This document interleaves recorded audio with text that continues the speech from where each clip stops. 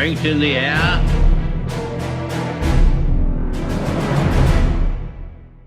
Olá amigos, atendendo a alguns pedidos, hoje vamos falar desta fera, o F-4U Corsair, uma lenda da aviação. Uma lenda que começa em meados da Segunda Guerra Mundial, na Europa e no Pacífico. Aliás, no Pacífico, os japoneses o apelidaram de Morte Sibilante. Vamos lá? A Marinha Americana queria um caça poderoso para poder lutar de igual para igual com os caças japoneses, pois até aquele momento estavam em desvantagem. Então encomendou um caça poderoso com um motor de 18 cilindros, um double VASP. E assim foi nascendo esta lenda. Primeiro, eles resolveram colocar os tanques de combustível nas asas. Mais tarde resolveram que as asas seriam apenas para metralhadoras, canhões e armas em geral.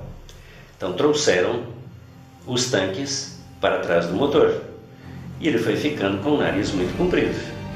O que acontece? A visão do piloto ficou prejudicada.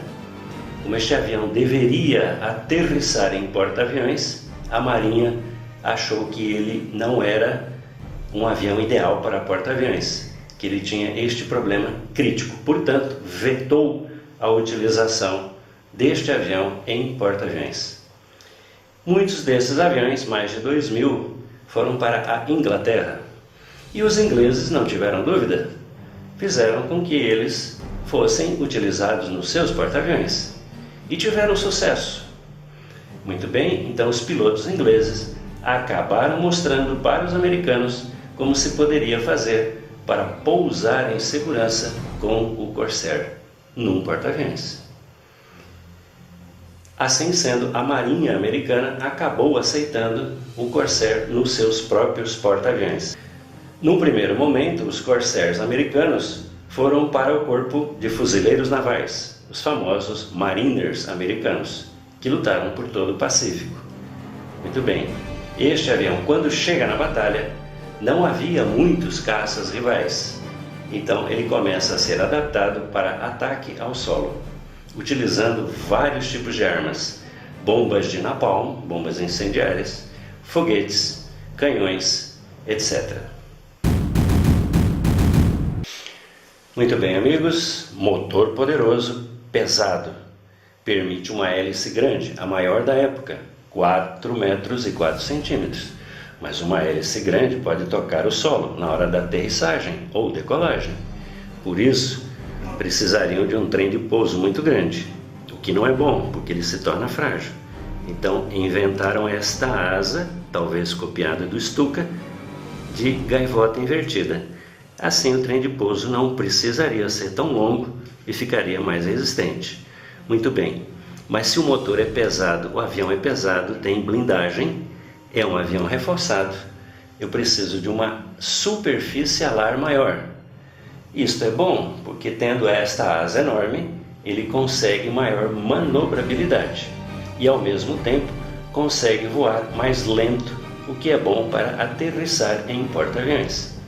Veja que uma coisa vai puxando a outra. Portanto, motor grande, hélice grande, asas para baixo, muito peso, asas com maior superfície alar, maior manobrabilidade, podia voar mais lento para aterrissar nos porta-aviões. Estes aviões foram fabricados com máquinas de alta precisão. Assim sendo, eram verdadeiras joias da engenharia, o ápice da engenharia norte-americana. Inclusive, as suas hélices eram mergulhadas numa solução química de prata, para que assim pudessem resistir à corrosão das ilhas do Oceano Pacífico. Embora a Marinha Americana finalmente aceitasse o Corsair em seus porta-aviões, os acidentes não eram coisa rara. E assim, a maioria das missões deste avião partiu de bases em solo. Foram 54 mil missões partindo de terra e mais 10 mil partindo de porta-aviões.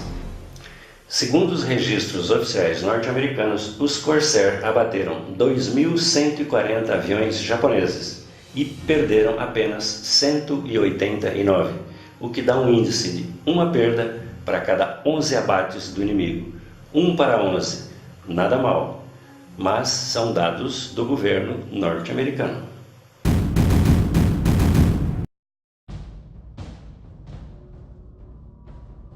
Em qual museu brasileiro se encontra um F-4U Corsair original? Seria, alô Minas Gerais, seria no Museu da Pampulha em Belo Horizonte? Letra B, no Museu da Aviação Aeronaval no Rio de Janeiro? Letra C, no Museu Asas de um Sonho, São Carlos, São Paulo? Ou no Museu Asas da Glória, Campo Grande, Mato Grosso do Sul? Resposta, letra C, São Carlos, São Paulo, Museu Asas de um Sonho.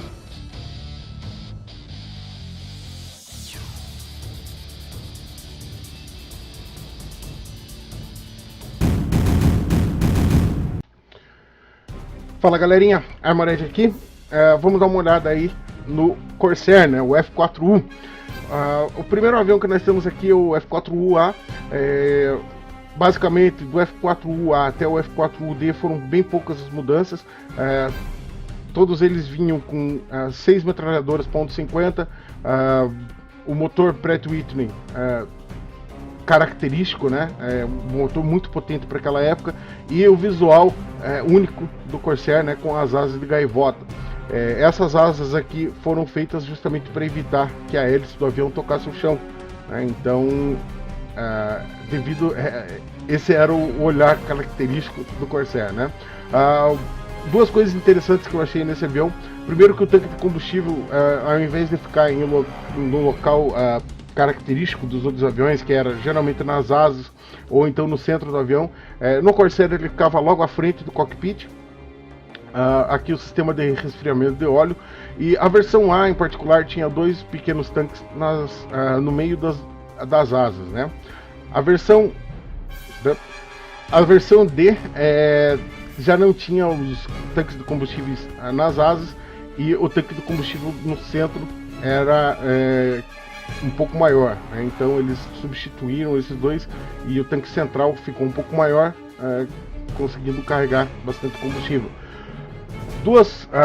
Uma coisa que esses aviões podiam fazer, tanto a versão A até a versão D, eles poderiam carregar ordnances, então eles poderiam carregar bombas, foguetes e tudo mais. Ele era um avião basicamente de múltiplo uso, né?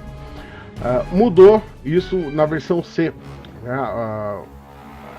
Os aviões japoneses e tudo mais, com o aumento drástico na questão dos kamikazes e tudo mais, o Corsair precisou ser modificado. Então, da versão C em diante, quase todos os Corsairs pararam de utilizar metralhadoras e passaram a utilizar canhões AN-M2, né? A versão C em particular tinha 4 canhões, né? Com mais ou menos 1000 tiros, 924 para ser mais exato. A posição dos armamentos e tudo mais foi basicamente a mesma, né? Os armamentos sempre nas asas, o tanque de combustível central e o tanque de óleo. Esse avião ficou em serviço por bastante tempo, até o final da Segunda Guerra e até durante a Guerra da Coreia. Na Guerra da Coreia ele tinha basicamente 2 funções. Uma era de interceptador de bombardeiros, outra era de ataque ao solo, né?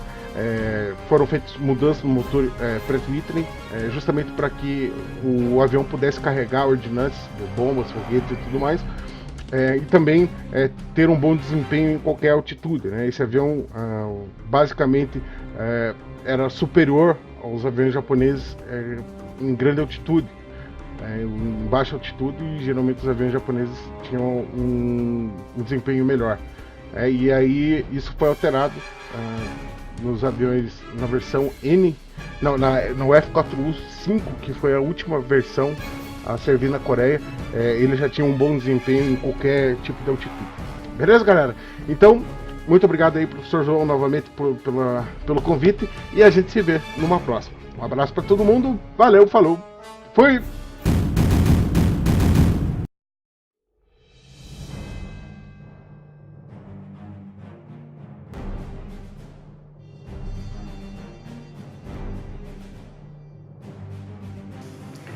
Alguns amigos perguntaram o porquê desta hélice assim.